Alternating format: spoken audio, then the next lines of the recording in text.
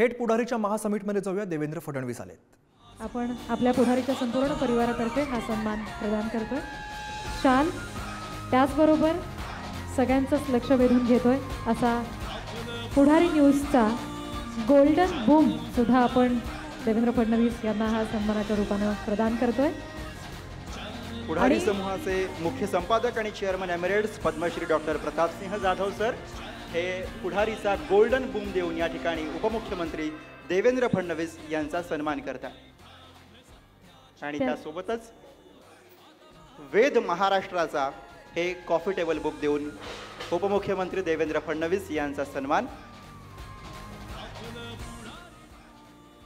मान्यवरांना विनंती की आपण व्यासपीठासमोर आसनस्थ व्हावं आणि उपमुख्यमंत्री देवेंद्र फडणवीस सरांना विनंती आहे की आपण व्यासपीठावरच थांबावं. आम्हाला तुमच्याशी चर्चा करायची आहे आणि हा परिसंवाद ही चर्चा करण्यासाठी माझे सहकारी प्रसन्न जोशी सर यांना विनंती करते की आपण व्यासपीठावर यावं आणि उपमुख्यमंत्र्यांशी चर्चा करावी.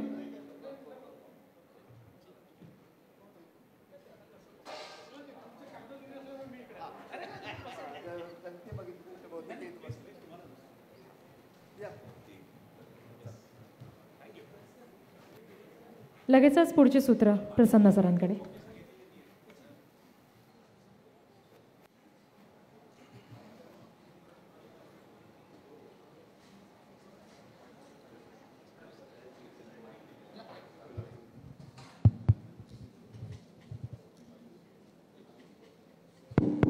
Hello, mic check.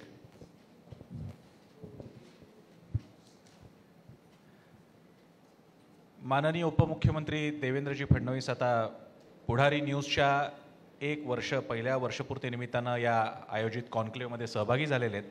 फडणवीसजी, आपल्याला आठवत असेल आजच्याच दिवशी 1 वर्षापूर्वी पुढारीवर सरकार म्हणून आपण कार्यक्रम केला होता आणि कदाचित मराठी टेलिव्हिजन न्यूज इंडस्ट्रीच्या इतिहासात पूर्ण सरकारचे जे प्रमुख, ज्याला त्रिमूर्ती हा शब्द फडणवीसांनीच दिलेला आहे, ती त्रिमूर्ती उपस्थित होते आणि त्यांचा इंटरव्ह्यू झाला होता. त्यानंतर आता हे आमचं 1 वर्ष झालेलं आहे आणि तुमची 2 वर्ष झालेली आहे, 2-2.25 वर्ष. त्यामुळे सुरुवात करत असताना एक आपल्या या बोलण्याच्या या चर्चेच्या निमित्तानं सगळेच प्रश्न येणार आहेत. तर ते एक फ्रेम ऑफ रेफरन्स या सगळा आढावा घेत असताना आणि तोंडावर निवडणुका असताना कशा प्रकारे आढावा घ्या, कशी गेली ही 2 वर्ष आणि काय आहे पुढचा अजेंडा, काय आहे विजन? पहिल्यांदा तर पुढारीला 1 वर्ष पूर्ण झाल्याबद्दल मी खूप खूप शुभेच्छा देतो. आणि 1 वर्षामध्ये तुम्ही निश्चितपणे एक आपला मार्क ज्याला आपण म्हणू शकतो तो मराठी मनावर या क्षेत्रात देखील उमटवला. प्रिंट क्षेत्रात तर पुढारी होताच, विविध क्षेत्रात होता, पण इलेक्ट्रॉनिक मीडियाच्या क्षेत्रामध्ये निश्चितपणे एक चांगलं काम तुम्ही उभं केलं, त्याबद्दल तुमच्या शुभेच्छा. खरं म्हणजे मी असं म्हणेन की गेले जे 2-2.25 वर्ष आमचे आहेत हे अत्यंत वेगानं गेलेले 2-2.25 वर्ष आहेत. पण या वेगामध्ये आम्ही विकासाचा वेग कमी होऊ दिला नाही. ज्यावेळी आमचं सरकार बनलं होतं त्यावेळी माझ्या पहिल्या इंटरव्ह्यूमध्ये मी सांगितलं होतं की महाराष्ट्र हा इन्व्हेस्टमेंटमध्ये मागे गेला आहे. 2020 साली गुजरात नंबर 1 झाला, 2021 साली कर्नाटक नंबर 1 झाला. मी सांगितलं आता आमचं सरकार आलं आहे, आता नंबर 1 महाराष्ट्र होणार. आणि मला सांगताना आनंद वाटतो की 2022-23 आणि 2023-24 या दोन्ही वर्षामध्ये महाराष्ट्र इन्व्हेस्टमेंटमध्ये आम्ही नंबर 1 आणला. आणि आपल्या नंतरची जी राज्य आहेत त्यातली कर्नाटक, गुजरात, दिल्ली तिघांची मिळून जेवढी इन्व्हेस्टमेंट आहे त्यापेक्षा जास्त इन्व्हेस्टमेंट एकट्या महाराष्ट्रात आली. ही महाराष्ट्राला एक गती देण्याचं काम आपण केलं. इन्फ्रास्ट्रक्चरचे प्रोजेक्ट्स असतील, आपण पाहू शकता आता समृद्धी महामार्गाचं काम असेल, मुंबई कोस्टल रोडचं काम असेल, अटल सेतूचं काम असेल, पुणे नागपूर मुंबई मेट्रोचं काम असेल, वेगवेगळ्या प्रकारच्या जे काही आमचे इरिगेशनचे प्रोजेक्ट्स होते त्या इरिगेशन प्रोजेक्ट्सचं काम असेल, ही सगळी कामं अतिशय वेगानं आम्ही या ठिकाणी पूर्ण केली. एक प्रकारे मी असं म्हणू शकेन की प्रशासनाला आणि विकासाला वेग आणण्याचं काम हे आम्ही गेल्या 2-2.5 वर्षात केलं आहे. ही झाली 2 वर्षाच्या बद्दलची तुमची कमेंट. पण या निमित्तानं तसंही निवडणुकींच्या निमित्तानं तुमचं घोषणापत्र येईल, तुम्ही भाषणं वगैरे करालच. पण 1 ट्रिलियनचं जे अजेंडा आपण ठेवलेला आहे, केंद्र सरकारने ठेवलेलं आहे, भाजपचं ते महत्त्वाकांक्षी प्रोजेक्ट आहे की भारत ही 5 ट्रिलियन इकॉनॉमी झाली आहे, $5 ट्रिलियन इकॉनॉमी झाली पाहिजे आणि महाराष्ट्र $1 ट्रिलियन तर महाराष्ट्राचं कॉन्ट्रीब्युशन पाहिजे. तर या मिशन $1 ट्रिलियन महाराष्ट्र या दृष्टीने देवेंद्र फडणवीसांचं, भाजपचं, महाराष्ट्राचं 2024 विधानसभा निवडणुकांच्या तोंडावर काय विजन आहे? का पहिल्यांदा तर आपण एक लक्षात घेतलं पाहिजे की $1 ट्रिलियन इकॉनॉमी कशा करता. तर $1 ट्रिलियन इकॉनॉमी करण्याचा अर्थ असा आहे की अधिक गुंतवणूक झाली पाहिजे, त्यातनं अधिक रोजगार निर्मिती झाली पाहिजे आणि त्याचा ट्रिकल डाऊन इफेक्ट म्हणून गरिबी निर्मूलनाचं जे काम आपण हातामध्ये घेतलेलं आहे ते काम आपल्याला या $1 ट्रिलियन इकॉनॉमीच्या माध्यमातून पूर्ण करता येईल. त्यामुळे आपण जोपर्यंत ग्रो होणार नाही, जोपर्यंत ग्रोथ आपली होणार नाही, जोपर्यंत गुंतवणूक आपली वाढणार नाही, तोपर्यंत आपण आपली जी युवा शक्ती आहे या युवा शक्तीच्या हाताला काम देखील देऊ शकणार नाही. आणि म्हणूनच आपण एक रोडमॅप त्याचा तयार केला. आपल्याला कल्पना आहे की एन चंद्रशेखरन जे टाटा सन्सचे प्रमुख आहेत त्यांच्या अध्यक्षतेखाली आपण 20 वेगवेगळे CEOs त्याच्यामध्ये घेतले होते. आपण एक ॲडवायझरी कमिटी जी तयार केली होती आणि त्याच्यामध्ये सगळे सेक्टर होते, म्हणजे ॲग्रिकल्चरचं सेक्टर असेल, लॉजिस्टिक्सचं सेक्टर असेल, इंडस्ट्रीचं सेक्टर असेल, हेल्थकेअर असेल, शिक्षण असेल, सगळीकडचे प्रथितयश लोक घेऊन त्यांच्या माध्यमातून आपण एक रोडमॅप तयार केला. आज बघा देशामध्ये महाराष्ट्र असं आहे की आपण $500 ट्रिलियनचा मार्क पार केला यावर्षी. We are more than $500 trillion now. आपल्या मागचे लोक हे आपल्यापेक्षा बरेच मागे आहेत. त्यामुळे पहिली सब नॅशनल $1 ट्रिलियन इकॉनॉमी ही महाराष्ट्र होऊ शकतो.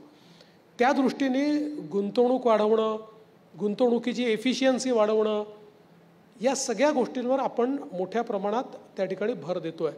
आज आपण बघा की रस्त्यांचं जाळं आपण तयार करतो, इरिगेशनचे प्रोजेक्ट्स तयार करतो.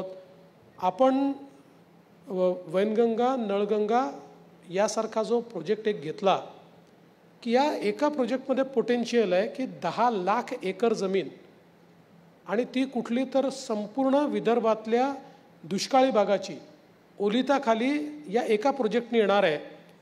त्याला आपण आता मान्यता दिली, त्याचं टेंडर आपण काढलेलं आहे. त्याचप्रमाणे आपण या ठिकाणी उत्तर महाराष्ट्रामध्ये नारपारचं आता त्याला मान्यता दिली की ज्यातनं 10 TMC पाणी हे गिरण्याच्या जो काही तुटीचा खोरा आहे त्याच्यात जाणार आहे. आता आम्ही वर्किंग करतो आहे जवळपास 50 TMC पाण्यावर की जे समुद्रात वाहून जाणारं पाणी आम्ही गोदावरीच्या खोऱ्यामध्ये मराठवाड्यामध्ये आणतो आहे. म्हणजे महाराष्ट्राच्या या पिढीने दुष्काळ पाहिला, पण पुढच्या पिढीला दुष्काळ पाहावा लागू नये असा आमचा प्रयत्न आहे. आणि त्याचसोबत एक अजून महत्त्वाचा जो आम्ही कार्यक्रम हातामध्ये घेतलेला आहे, आपल्याला माहिती आहे की कोल्हापूर आणि सांगली सातत्याने पुराखाली येतात, कारण आपला हा सगळा खूप पावसाचा प्रदेश आहे. पुढे कर्नाटकने धरण बांधलेलं आहे, त्यामुळे दरवर्षी पूर येतो आणि तिथे आपल्याला बरंच नुकसानीला सामोरं जावं लागतं. आता आम्ही योजना तयार केली आणि वर्ल्ड बँकेने त्या योजनेला मान्यताही दिली आहे. 4000 कोटीची योजना आहे, ज्याच्यामध्ये पुराचं पाणी डायव्हर्ट करून आम्ही ते तुटीच्या भागामध्ये, पश्चिम महाराष्ट्रातला जो तुटीचा भाग आहे आणि त्यासोबत उजनीमध्ये आणून मराठवाड्यामध्ये तुटीच्या भागामध्ये कसं आणता येईल याचं आता आम्ही नियोजन केलेलं आहे. त्यामुळे एकूणच जर आपण बघितलं तर विविध क्षेत्रांमध्ये आज गुंतवणूक आपण बघितली तर पूर्वी गुंतवणूक केवळ आपल्याला मुंबई, ठाणे किंवा पुण्यापर्यंत सीमित दिसायची. आता मोठ्या प्रमाणात गुंतवणूक नाशिकलाही होते आहे. संभाजीनगरला परवा टोयोटोची एवढे मोठी गुंतवणूक त्या ठिकाणी आली. नागपूरमध्ये गुंतवणूक होते. त्यामुळे गुंतवणूक देखील मोठ्या प्रमाणात आपण वाढवली आहे. आणि हे सगळं करत असताना विशेषतः आपण सस्टेनेबिलिटीवर खूप मोठ्या प्रमाणात जोर दिला आहे. आज पंप स्टोरेज जे हायड्रोचे प्रोजेक्ट्स असतात, जवळजवळ 30,000 मेगावॅटचे प्रोजेक्ट्स आपण त्याचे MOU साईन केले. जवळपास 5,000 मेगावॅटचं तर आपण आता त्याचं काम देखील जे आहे ते सुरू केलेलं आहे.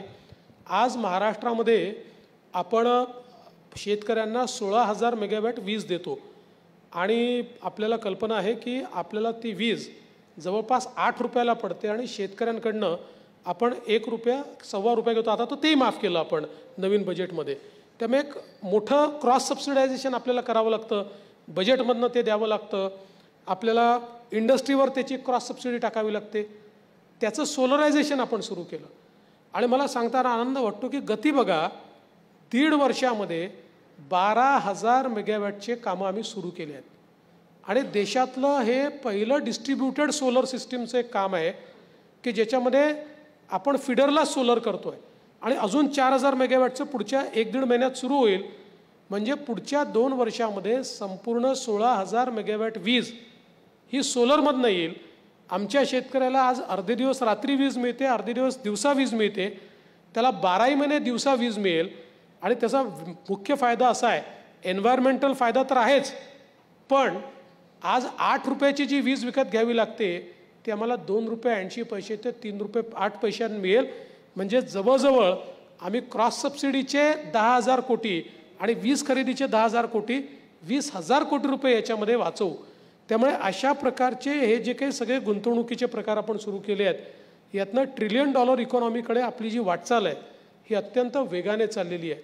आणि आपण असं म्हणतो की द रोड टुवर्ड्स $1 ट्रिलियन इकॉनॉमीमध्ये ज्याला आपण स्पीड ऑफ ट्रॅव्हल आणि स्पीड ऑफ डेटा या 2 गोष्टी अशा आहेत विच विल डिटरमिन की आपली $1 ट्रिलियन इकॉनॉमी कशी असेल.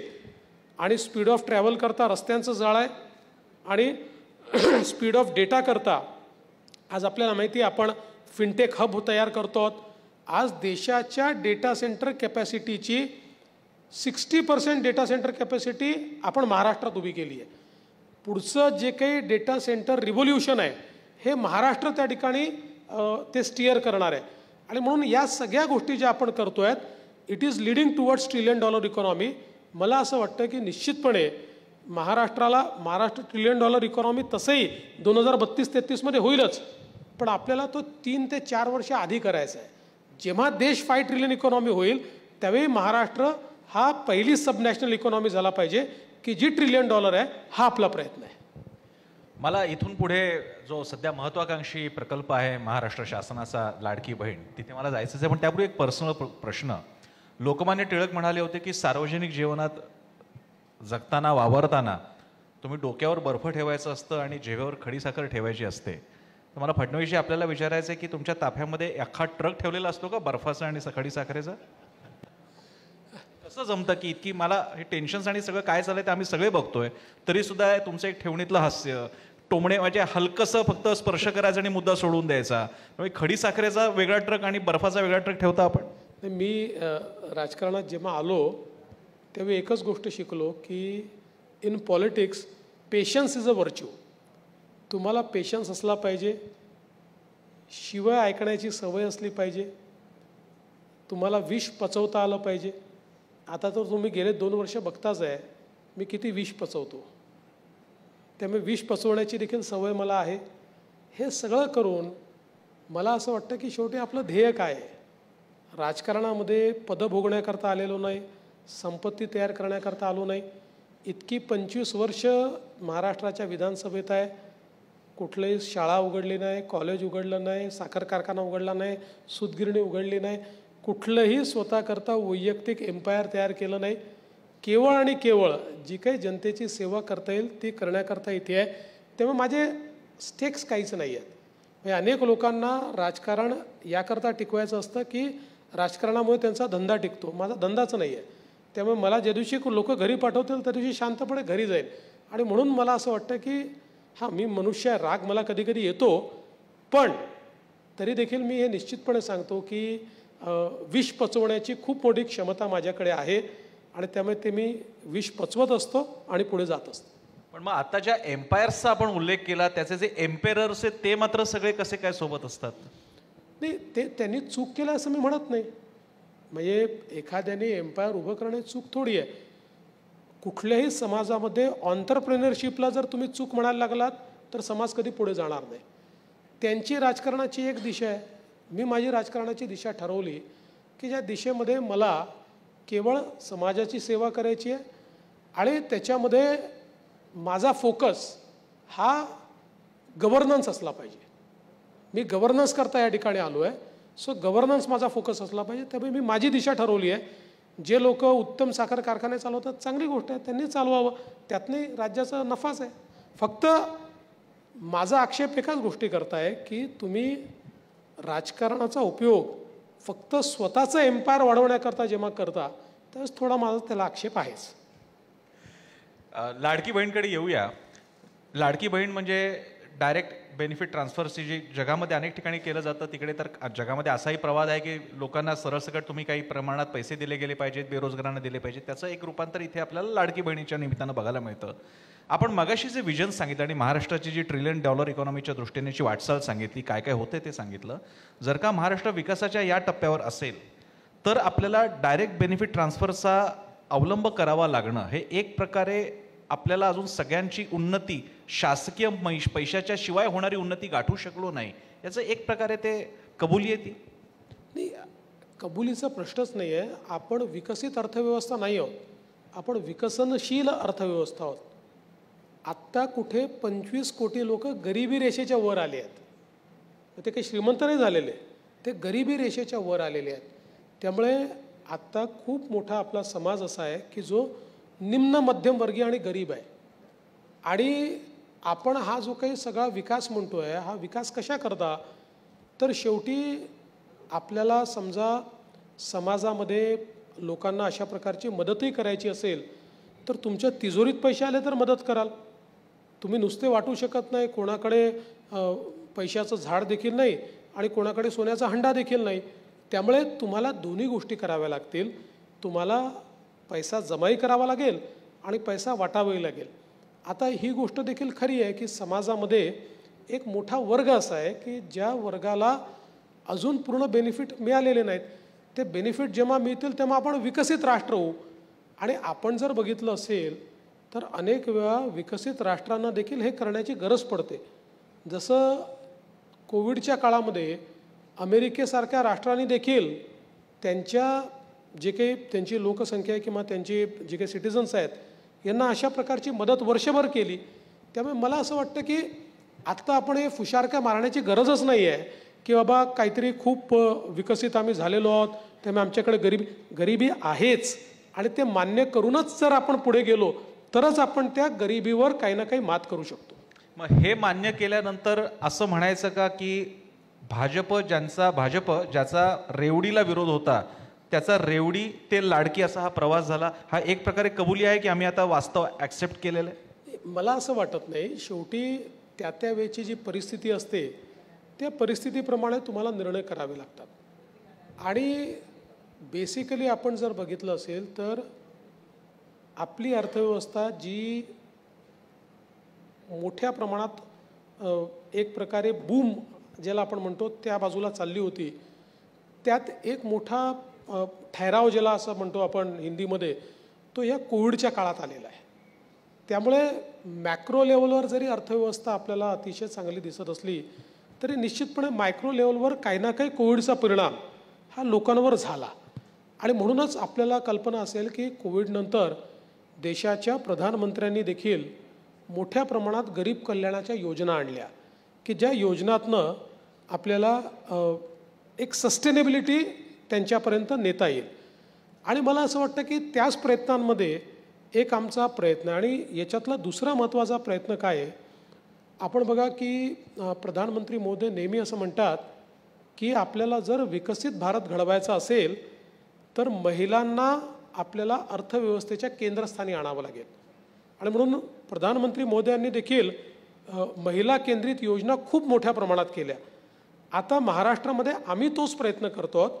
या महिला केंद्रित योजना आहेत की ज्याच्या माध्यमातून लाडकी बहीणसारखी योजना असेल किंवा मुलींना मोफत शिक्षणाची योजना असेल, गॅस सिलेंडरची योजना असेल, आपल्या बचत गटांना त्या ठिकाणी खेळतं भांडवल देण्याची योजना असेल, या सगळ्या योजनातनं आपण आपल्या विकासाच्या चक्रामध्ये आपल्या लोकसंख्येचा जो अर्धा भाग आहे त्याला मानव संसाधनामध्ये परिवर्तित करणं, त्याला या विकासाच्या संपूर्ण वाटचालीमध्ये सोबत घेणं, अशा प्रकारचा देखील हा प्रयत्न आहे.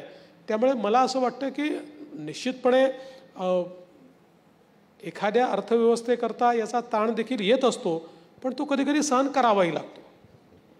देवेंद्रजी, मी जसं आपण मगाशी पुढारीच्या 1 वर्षाबद्दल बोललो, तुमच्या 2 वर्षाबद्दल, एक 5 वर्षाचा 2019 पासूनचा आपण घेऊया.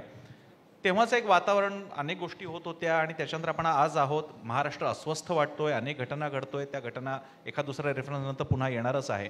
तुमचं आता एक विश्लेषण काय महाराष्ट्राचा, जर का आपण स्काल्पेलने जसं शरीरशास्त्रज्ञ किंवा डॉक्टर बघतात तसं आपण बघितला महाराष्ट्राचा छेद काढून की काय चाललंय महाराष्ट्राच्या आतमध्ये, काय चित्र दिसतोय, महाराष्ट्र धगधगतोय, तसं असेल तर का करतोय, काय होती, एक्सटर्नल कारण आहेत का इंटरनल कारण आहेत, काय वाटतंय?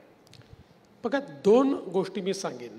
पहिले, आपण कुठलाही निवडणुकीचा काळ काढा, 19चे शेवटचे 6 महिने काढा, 14चे शेवटचे 6 महिने काढा, 9चे शेवटचे 6 महिने काढा, 4चे शेवटचे 6 महिने काढा, शेवटचे 6 महिने हे असेच असतात, ज्यामध्ये भावना तीव्र असतात, ज्यामध्ये आरोप प्रत्यारोप होत असतात, ज्यामध्ये एक धगधगतं वातावरण असतं. त्यामुळे हे काही नवल आहे असं नाही आहे. पण एक मला महत्त्वाचा फरक हा दिसतोय की एक राजकीय क्षेत्रातला जो संवाद आहे हा महाराष्ट्रामध्ये कमी झाला आहे असं मात्र मी निश्चितपणे म्हणेल. आणि दुसरं एक म्हणजे कोण जबाबदार आहे कोण नाही याच्यावर खूप मोठी डिबेट होऊ शकते, पण काही संस्कार महाराष्ट्रातल्या राजकारणाने पाळले होते, ते बहुधा संस्कार कमी झालेले आहेत, कटुपणा मोठ्या प्रमाणात वाढलेला आहे. या गोष्टी चिंताजनक आहे. म्हणजे मी 10 उदाहरणं सांगू शकतो, समोरच्यांनी काय केलं ते 5 उदाहरणं सांगू शकतात, मी काय केलं असू शकतं. पण मला असं वाटतं की हे जे काही एकूण वातावरण पाहायला मिळतं आहे हे कुठेतरी बदललं पाहिजे, हा कटुपणा कमी केला पाहिजे असं मला वाटतं. खरं तर मी कालच्या कोकणातल्या घटनेकडे येणार होतो, पण तुमचं आता हे बोलणं ऐकून मला असं वाटलं की कदाचित तुमच्या बोलण्याचा रोख हा जेव्हा उद्धव ठाकरे म्हणतात की आता बघतोच महाराष्ट्रात तू राहतो का मी राहतो असं ते म्हणाले, आणि सरळ सरळ सगळ्यांना माहिती की त्याचा उल्लेख कोणाच्या दिशेने, ती वेदना तुम्ही आता बोलून दाखवली. जे काय असेल त्यांच्या विधानाबद्दल काय म्हणा? नाही, आता खरं म्हणजे त्यांची विधानं असतील किंवा आता तुम्ही जर माझा विचार कराल तर आता विरोधी पक्षातले जेवढे नेते आहेत त्यांना सकाळी दुपारी संध्याकाळी मीच दिसतो, रात्री झोपेतही मीच त्यांना दिसतो. त्याच्यामुळे सगळ्यांची विधानं माझ्यावरच असतात. म्हणजे ज्या गोष्टीशी माझा दुरान्वयाने संबंध नाही त्याही माझ्याशी जोडल्या जातात, पण मला त्याची सवय आहे त्याच्यामुळे मला त्याचं काही वाटत नाही. पण मला असं वाटतं की उद्धवजी ज्या प्रकारची विधानं करतात, एखादा व्यक्ती जो मुख्यमंत्री पदावर राहिलेला आहे, शेवटी आपल्याला आक्रमक बोलावं लागतं, आक्रमक विधानही करावी लागतात, पण ती करताना ज्या पदावर आपण राहिलो आहे त्या पदाचा काहीतरी मान आहे, त्याचा काहीतरी सन्मान आहे, हे लक्षात घेतलं पाहिजे. ते घेत नाहीत. त्यामुळे मला देखील असं वाटतं की मला दुःख होतं त्याचं, म्हणजे आपण कुठल्या स्तराला चाललो आहोत. आणि शेवटी बघा, राजकारणामध्ये समोरून जर काही आलं तर प्रत्येक वेळी चूप नाही बसता येत, त्याला उत्तर द्यावंच लागतं. आणि मी तर नेहमी सांगतो की म्हणजे गमतीने सांगतो, पण तुमच्या सगळ्या माध्यमांवर मी एक गोष्ट टाकतो की तुम्ही सकाळी 9 वाजता ज्या व्यक्तीचा इंटरव्ह्यू घेता ना, तो घेणं जर तुम्ही बंद केलं तर महाराष्ट्रातलं अर्ध राजकारण शुद्ध होऊन जाईल. ही कमेंट समोरच्यासाठी आहे, त्यामुळे त्याच्यावरती मी विधान काही करणार. मी सरळ पुढच्या प्रश्नाकडे वळेन. अशा कितीही कटू असलं तरी जी घटना आत्ता नुकतीच घडलेली आणि ज्याच्यामध्ये अनेक नावं महत्त्वाचे राजकारणी जर का सहभागी असतील तर त्याची चर्चा होणं आणि त्याबद्दल तुम्हाला प्रश्न विचारणं स्वाभाविक आहे. तो म्हणजे जे शिवपुतळ्याचं झालं त्याला जे 2 भाग आहेत.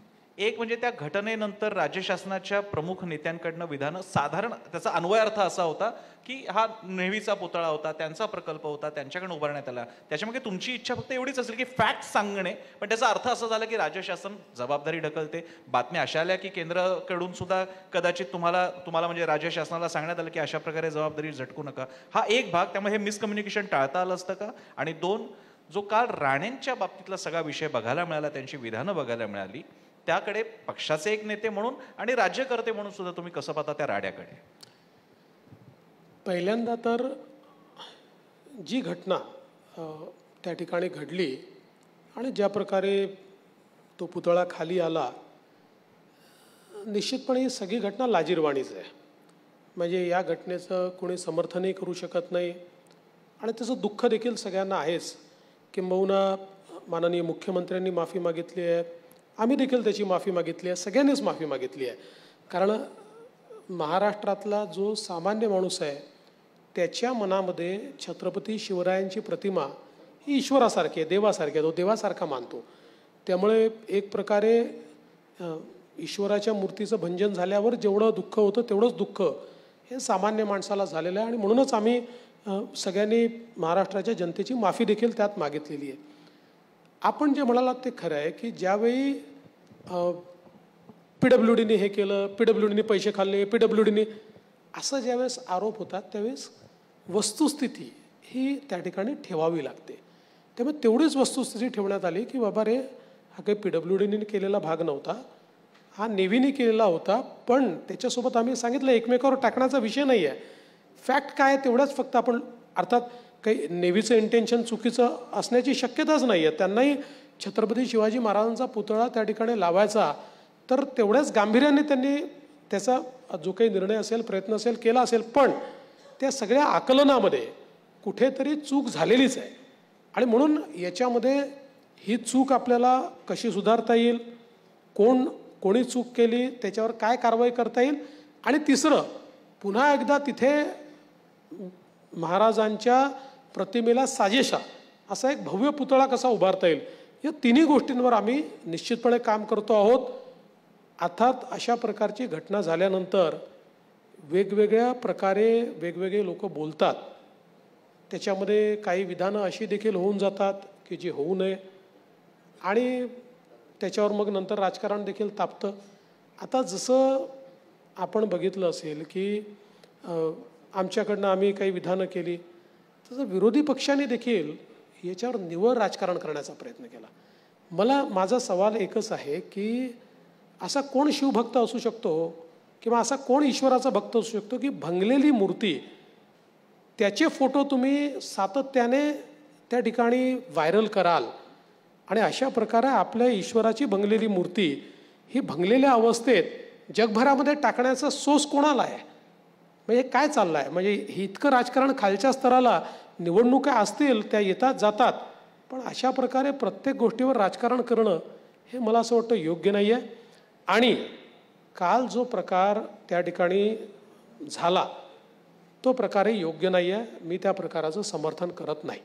या बाबतीत आपण म्हणजे मला आठवतंय तुम्ही अनेकदा अगदी पक्षाचे ज्येष्ठ आणि वरिष्ठ नेते म्हणून अनेकांना अगदी अप्रत्यक्ष का होईना नकार तर दिलाच आणि शिवाय त्यांना सांगितलं की चूक झालं. आपलं यानंतर राणेंशी त्यांच्या म्हणजे मुलांच्या बाबतीत असेल किंवा त्यांचं विधान साधं सुद्धा नव्हतं, थेट त्याच्यात होतं घरात घुसून मारणे वगैरे आणि बाकीच्या गोष्टी. आपलं काही बोलणं झालं किंवा नाही? पक्षाच्या पातळीवर माझं बोलणं होऊ शकलं नाही. मी कालपासून नागपूरमध्ये होतो आणि माझे खूप लागून कार्यक्रम होते, पण मी निश्चित त्यांच्याशी बोलणार आहे आणि या सगळ्या गोष्टींची चर्चा मी त्यांच्याशी करेन. दुसरीकडे जो विरोधकांचा तुम्ही मुद्दा मांडला, आदित्य ठाकरे असं म्हणाले की हा सगळा राडा हे जे काही झालं मालवणमध्ये ते फडणवीसांनी घडवून आणलंय का, असा सवाल त्यांनी केलाय.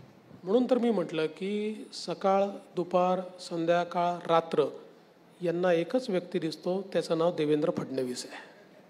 त्यांना जेवणच जात नाही माझं नाव घेतल्याशिवाय.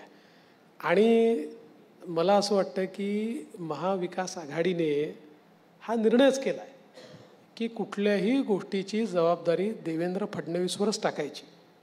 पण शेवटी जनतेलाही समजतं ना हो, लोकांनाही माहिती असतं कुठल्या गोष्टीला कोण जबाबदार आहे. ओढून ताणून तुम्ही कुठेही देवेंद्र फडणवीसला आणलं तरी काही देवेंद्र फडणवीसचा प्रतिमा भंजन होणार नाही त्याच्यामध्ये. त्यामुळे त्यांनी किती प्रयत्न केले तरी मी शांतपणे त्या ठिकाणी बसलेलो आहे. जेवढं उत्तर दिलं पाहिजे तेवढंच उत्तर देतो आहे. हा विषय घेऊन पुढे जाण्यापूर्वी पुढचे विषय सुद्धा आहेत. हे खरं आहे की सर्वांनीच सत्तेशी संबंधित सगळ्यांनीच याबाबतीत दिलगिरी व्यक्त केलेली आहे. एकनाथ शिंदे ते आज सकाळी पण म्हणाले, आमच्या कार्यक्रमात म्हणाले, अजितदादांनी पण म्हटलेलं आहे आणि आशिष शेलारांनी म्हटलेलं आहे.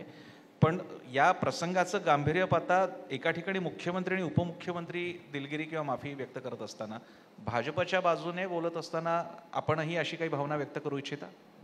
नाही, निश्चितपणे मी तर सांगितलंच की आम्ही सगळेच मुख्यमंत्री आणि आम्ही सगळे, मुख्यमंत्री आमचे नेते आहेत, आम्ही सरकारचा भाग आहोत. पण वैयक्तिक जरी मला म्हणाल तरी वैयक्तिक देखील महाराष्ट्राच्या प्रति मी दिलगिरी व्यक्त करतो, माफी मागतो. कारण ज्या गोष्टीने महाराष्ट्रातल्या जनतेचं मन दुखलेलं आहे त्या गोष्टीकरता आपण जबाबदारी स्वीकारलीच पाहिजे आणि त्यांची क्षमा मागितलीच पाहिजे. आपण पुढे जाऊया. एक आणखी मोठा मुद्दा जो कदाचित या सगळ्या निवडणुकीच्या वातावरणावरती प्रभाव टाकतोय तो म्हणजे लोकसभेत बघायला मिळाला तो म्हणजे मराठा आरक्षणाचा मुद्दा. जरांगे पाटलांनी तो मुद्दा अतिशय लावून धरलेला आहे. ताजी बातमी आजची देवेंद्रजी ही आहे की जरांगे पाटील म्हणाले की 29 सप्टेंबरपर्यंत आमची ओबीसीतून सरसकट आरक्षणाची मागणी पूर्ण करा, अन्यथा आम्ही थेट निवडणुकीमध्ये, त्यांनी शब्द असे वापरले जे बातमी वाचली ते, देवेंद्र फडणवीसांचे 118 आमदार आम्ही पाडू. तर या सगळ्या फिनॉमिनाकडे तुम्ही कसं बघता? हा विषय कुठे चाललाय? तुम्ही जे म्हणालात त्यातनंच तुमच्या लक्षात आलं असेल विषय कुठे चालला. देवेंद्र फडणवीसांचे आमदार पाडू. सरकार कोणाचे? एकनाथ शिंदे, देवेंद्र फडणवीस, अजितदादा पवार. सरकारचे प्रमुख कोण आहेत? एकनाथराव शिंदे. सरकारमध्ये अधिकार कोणाला असतात? मुख्यमंत्र्यांना असतात. म्हणून मी परवा सांगितलं की मराठा समाजाच्या संदर्भात माननीय मुख्यमंत्र्यांना एखादा निर्णय घ्यायचा आहे आणि तो निर्णय माझ्यामुळे अडला आहे असं जर मुख्यमंत्र्यांनी सांगितलं तर त्या क्षणी राजीनामा पण देईल आणि राजकारणातून निवृत्त पण होईल. आणि त्यावेळी माननीय मुख्यमंत्र्यांनी देखील सांगितलं की त्यांच्या संपूर्ण कार्याला माझं समर्थन आहे. खरं म्हणजे मराठा समाजाकरता जे माझ्या कार्यकाळात झालेलं आहे, अण्णासाहेब पाटील आर्थिक विकास महामंडळ आम्ही तयार केलं. 1,00,000 मराठा समाजाचे तरुण आज उद्योजक झालेत. सारथी तयार केलं. शेकडो तरुण UPSCमध्ये IPS झाले, IAS झाले, MPSCमध्ये त्या ठिकाणी वेगवेगळ्या पदांवर सिलेक्ट झाले, डॉक्टरेट मिळाली. आम्ही शिक्षणामध्ये फी माफी असेल, हॉस्टेलची व्यवस्था असेल, स्वयंसारखी योजना, सगळ्या योजना मी सुरू केल्या आणि त्यांना बळकटीकरण त्याचं हे शिंदे साहेबांनी केलं आणि अनेक नवीन योजना देखील शिंदे साहेबांनी सुरू केल्या. तरी देखील देवेंद्र फडणवीसांचे मी आमदार पाडेन. आता मी एकच गोष्ट या ठिकाणी तुमच्या मंचावरनं सांगतो की जरांगे पाटलांचं म्हणणं काय आहे की तुम्ही OBCमधनं मराठा समाजाला आरक्षण द्या. चला एका मिनिटाकरता आपण असं समजू की देवेंद्र फडणवीस नालायक व्यक्ती आहे. माझं त्यांना आव्हान आहे की लोकसभेमध्ये ज्यांना त्यांच्यामुळे मदत मिळाली ते महाविकास आघाडीचे शरद पवार साहेब, उद्धव ठाकरे साहेब आणि नाना पटोलेजी यांच्याकडनं त्यांनी लेखी घ्यावं ना की आम्ही मराठा समाजाला OBCमध्ये आरक्षण देण्याकरता तयार आहोत. घ्यावं. मी नालायक आहे ना? मग या तिघांकडनं त्यांनी घेऊन दाखवावं. या तिघांना त्यांनी म्हणावं की बघा बाबा, आता तुम्हाला आमची मदत पाहिजे किंवा आम्ही मदत केली आहे किंवा मदत करणार आहोत, त्यामुळे तुम्ही आम्हाला हे लिहून द्या की आम्ही मराठा समाजाला OBCमध्ये आरक्षण द्यायला तयार आहोत. त्यात 2 ट्रॅप असेल देवेंद्रजी आणि याचाच कॉग्निशन्स घेतलेला आहे. शरद पवार असं म्हणतात की यासाठी सर्व जातीय, म्हणजे त्याच्यात जरांगे आले, OBCचे हाके आले, सगळे आले, पक्षीय या नेत्यांनी बसून एक मोठी बैठक आयोजित केली पाहिजे. आणि त्याच्या पुढचा ते बॉल केंद्राकडे टाकतायत. ते असं म्हणतायत की अल्टिमेटली OBC आरक्षणाची मर्यादा ही केंद्राकडनं वाढवली जावी. त्यामुळे तुम्ही म्हणताय तसं उद्या करायचं म्हटलं तर हे म्हणणार की ते केंद्राचं काम आहे आणि केंद्रामध्ये मी त्याच्या पुढे जाऊन सांगतो ना, सर्व पक्षीय बैठक बोलवली होती. पवार साहेबांकडनं निरोप आला की मी लिंकवर येतो. त्यांना लिंक पाठवली आणि वेळेवर विरोधी पक्षांनी त्या बैठकीवर बहिष्कार टाकला. का टाकला? कारण त्यांना हे माहिती होतं इथे हाच प्रश्न निर्माण होणार आहे, हाच प्रश्न इथे निर्माण होणार आहे आणि त्यामुळे त्यांनी बहिष्कार टाकला. हे दुटप्पी वागतायत, हे दुटप्पी वागतायत. आणि माझं म्हणणं काय आहे, तेही जरांगे पाटलांना विचारा ना तुम्ही की ते असं म्हणतात की 10% वाढवा आणि मग त्या ठिकाणी द्या. आणि ते OBCमध्ये म्हणत नाही आहेत. ते असं म्हणतात की 10% आरक्षणाची लिमिट वाढवा आणि मराठा समाजाला आरक्षण द्या. ऑलरेडी 10% आरक्षण आम्ही दिलेलंच आहे मराठा समाजाला. त्यामुळे मग पवारसाहेब जे म्हणतात ते त्यांना मान्य आहे का? आणि म्हणून मी म्हटलं देवेंद्र फडणवीसांचे आमदार पाडीन. का? जर यांच्यातलं कोणी तुम्हाला समर्थन देत आहे, कोणी तुमची बाजू घेत आहे तर तुम्ही हे म्हणणं योग्य आहे. पण हे यांच्यापैकी एकही जण, विरोधी पक्षापैकी एकही जण जर तुमची मागणी मान्य करायला तयार नाही, तर देवेंद्र फडणवीसांचे आमदार पाडीन असं म्हणणं, याच्यामागे काय दिसतंय? पक्षपात दिसतंच आहे ना. म्हणजे बिटवीन द लाईन्स ज्याला समजतं त्याला ते लक्षातच येत आहे. हा जो पक्षपात आहे तो कोणत्या पक्षाकडच्या तर्फे करण्यात आलेला पक्षपात आहे असं आपल्याला वाटतं? उभ्या महाराष्ट्राला माहिती आहे, सांगण्याची आवश्यकता नाही आहे. यातला तीन पक्ष आहेत का एकच पक्ष? नाही, यातला एक्सपर्ट कोण आहे उभ्या महाराष्ट्राला माहिती आहे. एक थोडा नाजूक प्रश्न विचारतो, ज्या एक्सपर्टकडे आपण बोट दाखवताय ते तेच एक्सपर्ट आहेत की ज्यांचं राजकारण आता महाराष्ट्रात राहिलं नाहीये असं आपण म्हणाला होता, त्यांचंच हे राजकारण आहे?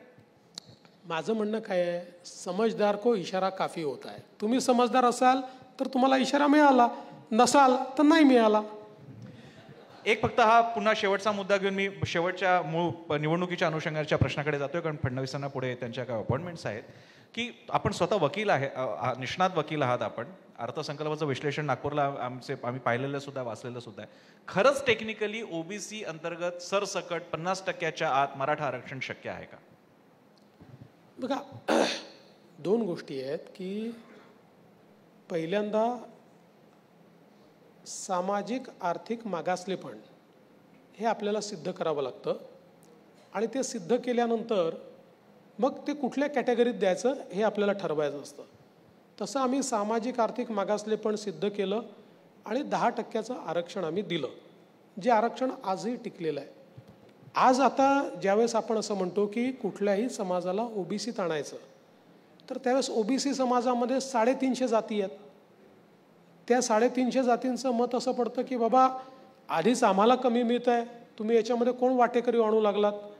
त्यामुळे एक प्रकारे आज जे महाराष्ट्रात घडायला नको ते घडलेलं आपल्याला पाहायला मिळत आहे. जे मी गेले 2 वर्ष सांगतोय की महाराष्ट्रामध्ये ओबीसी समाज आणि मराठा समाज हा वर्षानुवर्ष, शतकानुशतकं गावगाड्यामध्ये एकत्रित राहिलेला आहे, एकमेकाला सामावून राहिलेला आहे. पण आज आपल्याला काय चित्र पाहायला मिळत आहे महाराष्ट्रामध्ये? ओबीसी विरुद्ध मराठा. म्हणजे काही इंटरव्ह्यूज आपण देखील बघितले असतील की त्या लहान लहान मुली देखील जातीवर बोलत आहेत, आणि त्या लहान मुली म्हणतात आम्ही ओबीसी आहे म्हणून आम्हाला इकडे मराठा समाजात बोलवत नाही, त्या म्हणतात आम्ही मराठा असल्यामुळे ओबीसी समाज आम्हाला बोलवत नाही. दुकानांमध्ये लोक जात नाही आहेत. असा महाराष्ट्र आपल्याला करायचा आहे, केवळ राजकारणाकरता, केवळ या ठिकाणी एखादी निवडणूक जिंकायची म्हणून महाराष्ट्राला जाती जातीमध्ये या ठिकाणी दुभंग व्हायचं आहे. मला असं वाटतं कुठेतरी ज्याला महाराष्ट्राबद्दल प्रेम आहे ना, अशा प्रत्येक नेत्याने याचा विचार केला पाहिजे. हे जे बीजारोपण आज आपण करतो, एखादी सत्ता येईल जाईल, कोणीच सत्तेवर परमनंट नाही, आम्ही नाही तेही नाही. पण महाराष्ट्रामध्ये जर असं जातीय बीजारोपण झालं आणि त्यातनं समाज दुभंगला, तर पुढचे 50 वर्ष तो समाज एक नाही होऊ शकणार. त्या दुभंगामुळेच महाराष्ट्रात मणिपूर सारखी परिस्थिती तयार होईल असं शरद पवार म्हणतात.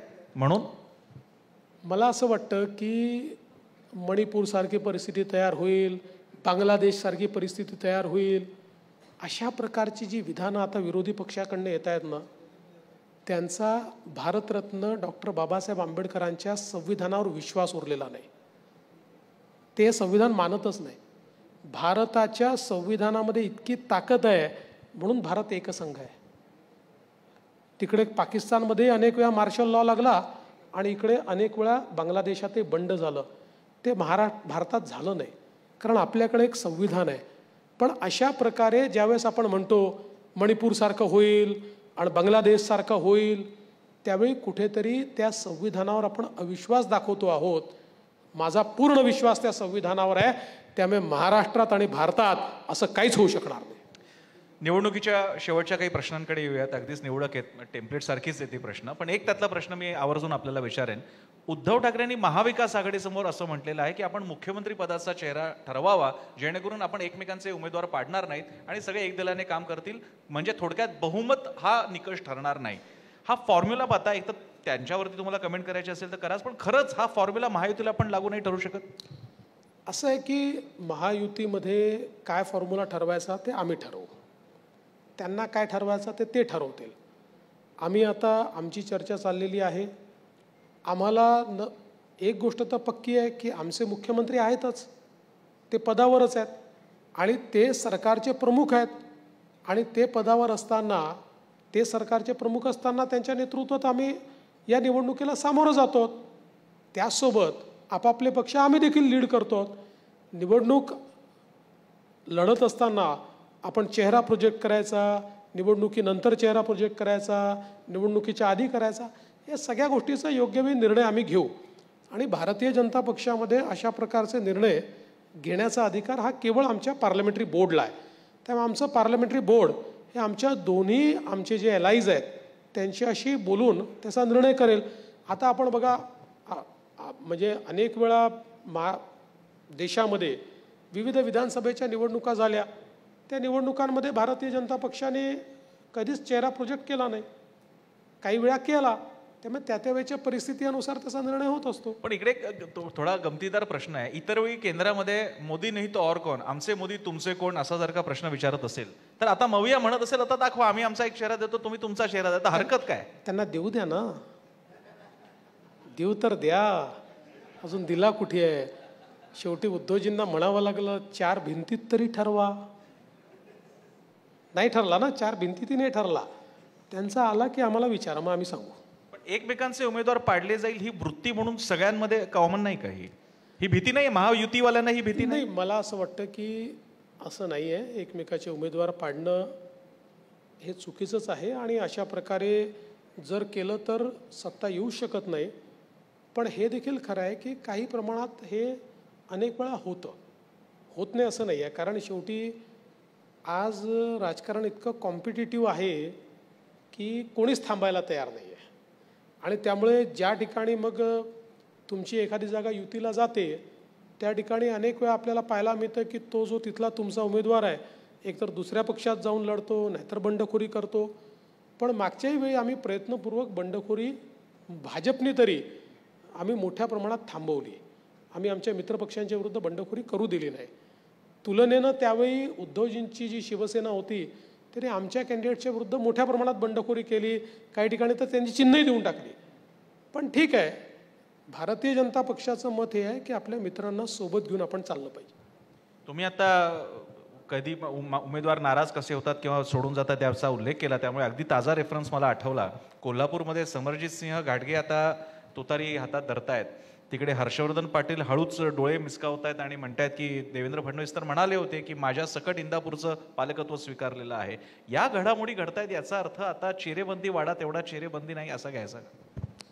बघा, मजेची गोष्ट काय आहे की मागच्या काळामध्ये त्यांच्या पक्षातनं आमच्याकडे कोणी आलं की पक्ष फोडला, हे पक्ष फोडे आहेत. आणि आमच्याकडनं कोणी तिकडे गेलं की वाडा चिरेबंदी राहिला नाही, आता किती वाडा कमजोर झालेला आहे. ही दुटप्पी भूमिका नाही आहे का? मला सांगा, ही दुटप्पी भूमिका आहे. पण ही बदलती स्थिती काहीच नाही. जसे तिकडे जात तसे इकडे येणारे खूप आहेत. रांग लागलेली आहे, काळजी करू नका.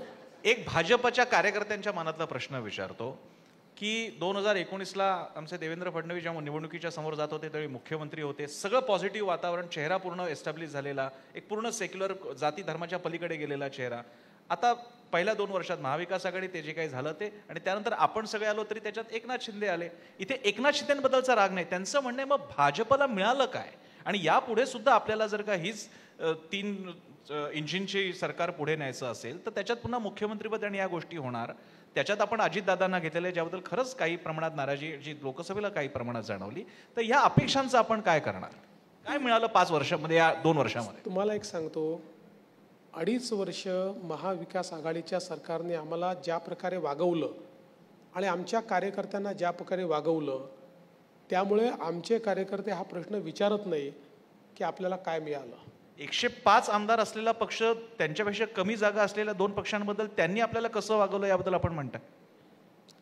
प्रश्न 105चा नाही आहे. प्रश्न असा आहे की हे जे 2 पक्ष सोबत आले, आणि विशेषतः पहिल्यांदा शिंदे साहेबांचा पक्ष सोबत आला म्हणून 105ला महत्त्व प्राप्त झालं ना. म्हणजे 105च्या पुढचे सत्ता आणण्याकरता जे होते ते आमच्यासोबत आले म्हणून सत्ता त्या ठिकाणी प्राप्त झाली. आणि ती सत्ता प्राप्त झाल्यानंतर ज्या प्रकारे महाविकास आघाडीच्या काळामध्ये अतिशय सुडाने वागवलं जात होतं, सामान्य कार्यकर्त्यांना अटक होत होती, सामान्य कार्यकर्त्यांवर विनाकारण केसेस दाखल होत होत्या, सामान्य कार्यकर्त्यांना हरॅस केलं जात होतं, त्यातनं त्यांची सुटका झाली. त्यांना हे माहिती आहे की त्या सरकारपेक्षा हे सरकार आपलं आहे, काही मिळो न मिळो हे आपले लोक आहेत, याच्यावर त्यांचं समाधान आहे. अजितदादांना सोबत घेणं नाही, ठीक आहे. अजितदादांना ज्या परिस्थितीमध्ये आम्ही सोबत घेतलं त्यानंतर काही प्रश्न निर्माण झालेच, म्हणजे हे काही लपवण्याचं कारण नाही आहे. कारण शेवटी शिवसेनेशी आमची एक नैसर्गिक युती होती, त्याच्यामुळे त्यांच्यासोबत आम्ही अलायन्स केल्यानंतर आम्हाला कोणी प्रश्न विचारला नाही. राष्ट्रवादीशी आमची वैचारिक युती कधीच नव्हती. आमचे विचार वेगवेगळे होते, आम्ही एकमेकाच्या विरुद्ध अगदी टोकाचं राजकारण केलं होतं. पण प्राप्त परिस्थितीमध्ये आपल्याला त्यांना सोबत घेणं गरजेचं आहे. ते आपल्यासोबत येत आहेत हे आम्ही आमच्या कार्यकर्त्यांना पटवून देण्याचा प्रयत्न केला. काही प्रमाणात आम्ही यशस्वी झालो, काही प्रमाणात नाही झालो हे देखील खरं आहे. काही प्रमाणात आमच्या मतदारांनी आणि काही कार्यकर्त्यांनी नाराजी व्यक्त केलीच. पण आज मात्र मला असं वाटतं की now it has settle down. आता त्यांना हे समजतं आहे की आम्ही का सोबत घेतलं. भाजपचे कार्यकर्ते सेटल डाऊन होत असताना अजित पवार मात्र मध्येच म्हणतात सुप्रियाच्या विरोधात सुनेत्रा वहिनी देणं ही चूक झाली. मध्येच ते सूचित करतात की ते यावेळी बारामतीत लढणार नाही आहेत. मग एकीकडे भाजप सेटल डाऊन झालेलं आहे, अजित पवारांना स्वीकारलेलं आहे, तर अजित पवार हे फिलर पाठवत आहेत की काय? मला असं वाटतं ते त्यांचं स्वगत आहे, त्यामुळे त्याच्यावर मी काय प्रतिक्रिया देणार. त्याच्यासाठी अजित पवारांचा इंटरव्ह्यू घ्यावा लागेल. मी शेवटचा अगदी एक प्रश्न, काँग्रेसचा सर्व्हे आलाय, तो नाना पटोलेंची आज ताजा बाईट आता मी मध्ये वाचला बातम्यामध्ये. ते म्हणाले की आमचा सर्व्हे नाही पण अंडर करंट हाच आहे. तो आकडा असा की काँग्रेस 80 ते 90 जागा, राष्ट्रवादी 50-55, शिवसेना 25 ते 30. आपलं मत काय आणि महायुतीचा काही सर्व्हे याबाबतीत सांगतो का? मी तुम्हाला खरंच सांगू का, मला पूर्ण खात्री आहे की काँग्रेस आणि पवारसाहेबांची राष्ट्रवादी या दोघांनी मिळून हा सर्व्हे तयार केला आहे उद्धव ठाकरेंना त्यांची जागा दाखवण्याकरता, की जास्त जागा मागू नका, बघा सर्व्हेमध्ये तुम्ही 25-30च दिसताय. त्यामुळे हा टेबलवर बसून घरी बसून उद्धव ठाकरेंना खाली दाखवण्याकरता आणि त्यांची डिमांड खाली आणण्याकरता केलेला सर्व्हे आहे. अशा प्रकारच्या कपोलकल्पित सर्व्हेवर माझ्यासारख्या नेत्यांनी प्रतिक्रिया देणं हे मला शोभत नाही. महायुतीचं काय एस्टिमेट आहे आता सध्या अंदाज? महायुतीचं एस्टिमेट पक्का आहे, आम्ही सत्तेमध्ये पुन्हा येणार, 100% येणार. शेवटचे 3 रॅपिड फायर, हे काय एक्सप्लेनेटरी प्रश्न नसतात. असं 5 वेळा शेवटचं म्हटलं नाही पण ते सर मी हे आता काढलेल्या जागा भराय द्या. हे अगदी सोपे एकदम पटकन, नुसतं एक छोटंसं उत्तर द्यायचं आणि गमतीदार अगदी. हे एकनाथ शिंदेने मी विचारले होते तेच तुम्हाला विचारतो, फक्त थोडंसं बदल होईल. 3 शहरांची नावं मी तुम्हाला सांगतो, त्याच्यापैकी एक निवडायचं आहे. मुंबई, नागपूर, दिल्ली. म्हणजे काय? ह्याच्यातलं कोणतंही शहर निवडा आवडीचं. नागपूर. 3 नेत्यांची नावं मी तुम्हाला सांगेन. उद्धव ठाकरे, अजित पवार, एकनाथ शिंदे, आणि हातचा एखादा वेगळा ऑप्शन म्हणजे शरद पवार. महायुती. आणि तिसरा मुद्दा हा मी एकनाथ शिंदेने विचारला होता, मुख्यमंत्री, उपमुख्यमंत्री किंवा केंद्रात मंत्रीपद. पक्ष सांगेल ते, घरी जा म्हटलं तर घरी पण जाईल. धन्यवाद देवेंद्रजी, सविस्तर आणि दिलखुलास आपण वेळ दिला त्या गप्पांसाठी. त्यासाठी पुढारी न्यूज तर्फे आपले आभार.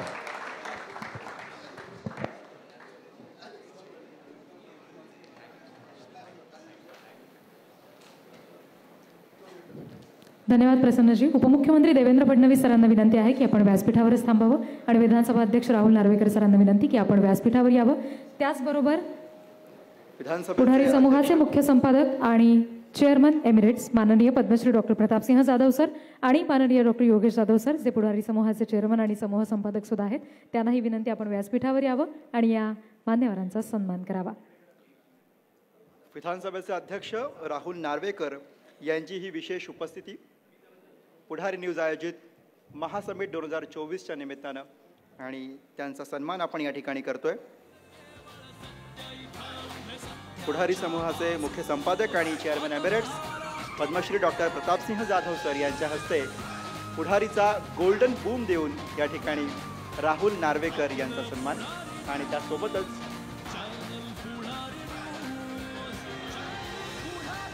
उपमुख्यमंत्र्यांना विनंती आहे की आपण व्यासपीठावरच थांबावं. इतर मान्यवरांना विनंती की आपण व्यासपीठाच्या समोर आसनस्थ व्हावं. काही मान्यवरांचे सन्मान आपण उपमुख्यमंत्र्यांच्या हस्ते करणार आहोत. ग्रुप एमचे प्रतीक राठोड आणि अमिताभ शर्मा यांना दोघांनाही विनंती आहे की आपण तातडीनं व्यासपीठावर यावं. आपला सन्मान उपमुख्यमंत्री देवेंद्र फडणवीस यांच्या हस्ते होईल.